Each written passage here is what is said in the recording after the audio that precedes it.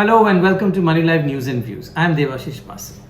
Last fortnight, I offered the reasons for what seemed like a baffling bull market in the face of a nation gasping for oxygen and dreadful loss of life as COVID spread like wildfire in the second virulent wave.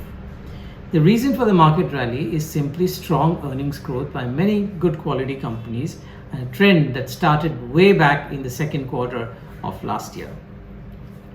And it is earnings growth which push up stock prices, which in turn moves the indices higher, and then a market rally becomes obvious. Now the market rally is visible, as is the horrendous impact of COVID-19. What is invisible is earnings growth. The surprisingly strong earnings growth is the micro picture, the immediate reason for the bull market.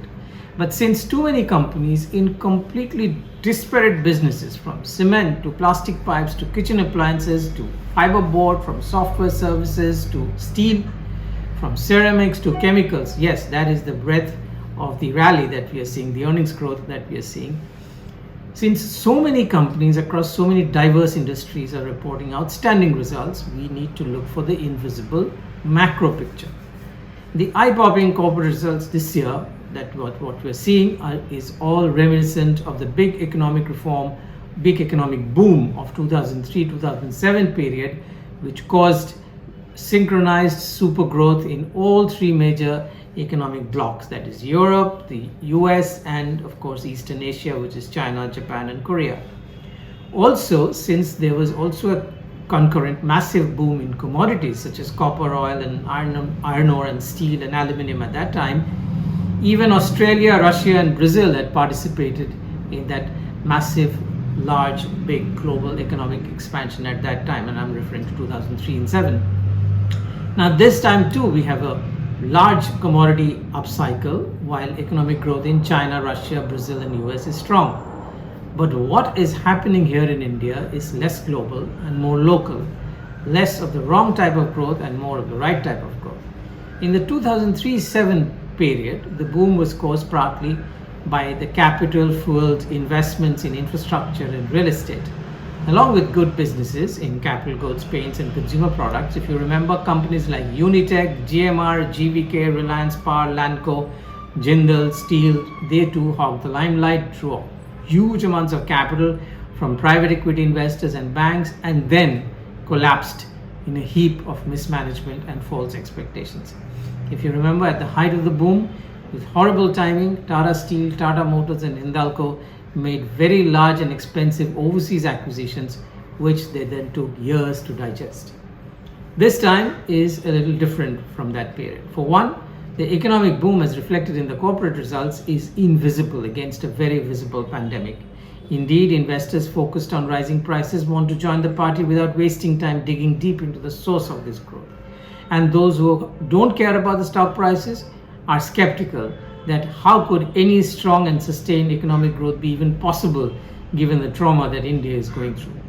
But as of now, the growth is real and largely across the board, barring maybe one or two corporate groups whose stock prices are hugely manipulated without backing fundamentals. I notice a lot of confidence in the voices of even conservative business leaders, that of Asian Paints, Sarah Sanitary Ware, Astral Polytechnic, Pidilite, etc., in their quarterly earnings call with investors and analysts. Moreover, we are not witnessing indiscriminate waste of capital this time, especially since banks are not in a position to lend aggressively. Is it sustainable? Is this macro economic boom that we are seeing sustainable? All we know is, even as late as December 2019 and early 2020, there was no signs of strong economic growth. Despite being ruled by a Vikas Purush for more than 5 years, growth had crashed from 7.5% to 4.5%, and these were adjusted figures. Actual figures based on previous calculations would have been much lower. There was no credible economic explanation why India had slumped into economic doldrums. Indeed, Vivek Devroy, a member of Prime Minister's Economic Advisory Council, had argued in a piece in late 2019 that there was nothing to get worked up about low growth. Take it as granted, that's part of life. The Modi government, which came to power by trashing the Congress's economic record, cannot do much about it, he said. His arguments were: 1. Be happy, India remains among the fastest growing economies in the world. 2. Be happy because inflation is low. 3. Blame weak global trade, not the government. 4. Structural reforms are just not possible because land and labor are, after all, state subjects. Net, according to Debroi, there is no gloom and doom in a 5% growth rate. It may pick up to 6%, but not much more, and the ongoing cleanup will lead to a more efficient and a formal economy, but certainly not overnight. Well, something did happen overnight. Note that such a defeatist explanation of why growth was weak and would remain so was in late 2019, barely 6 months later, and that too when we were hit by a global pandemic with accompanying layoffs and shutdowns. Indian companies have started reporting sustained growth quarter after quarter. In the September quarter of last year, it seemed that the profits were boosted by cost saving due to lockdown. Till the December quarter, it seemed that the pent-up demand from the washed-out June quarter was still being serviced. But throughout the last 9 months, companies have reported higher sales, and now many are capacity constrained.